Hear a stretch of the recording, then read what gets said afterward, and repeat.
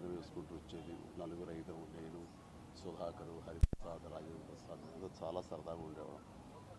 And ఆ తర్వాత మా బాధ్యతల దృష్ట్యా కొంచెం గ్యాప్ వచ్చినమాట వాస్తవం. ఆ గ్యాప్లో ఒక్కోసారి 5-6 సంవత్సరాల తర్వాత హలో అంటే హలో అని కలుసుకునేంత సమయమే చిక్కేది అటు ఇటు నాకు.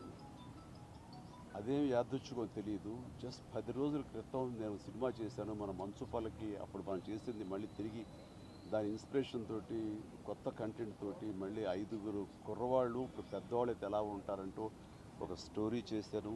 అది నువ్వు చూడాలి, నువ్వు ఇనాగ్రేట్ చేయాలి, నీ చేతుల మీద ట్రైలర్ లాంచ్ చేయాలి, నీ యొక్క సహకారం ఉంటే కొంచెం అందరికీ బాగుంటుంది, నాకు కూడా సంతోషంగా ఉంటుందని ఒక కోరిక డెఫినెట్ చేస్తున్నారు.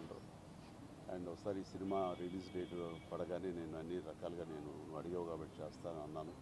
ఇద్దరు కోసం ఫోటో దిగుదాం రా అని అన్నాడు. బహుశా తన ఆఖరి చిత్రం నాతోటి ఆ పిక్చర్ అదేనేమో.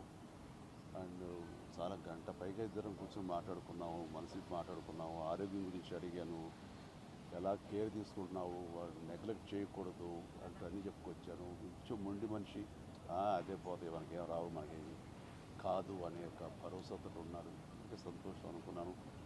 ఆల్ ది వెరీ బెస్ట్ అనుకున్నాను. అంటే ఆల్ ది వెరీ బెస్ట్ అనే మాట శాశ్వతంగా గుడ్ బై అవుతుందని అనుకోలేదు ఈ 10 రోజుల్లో.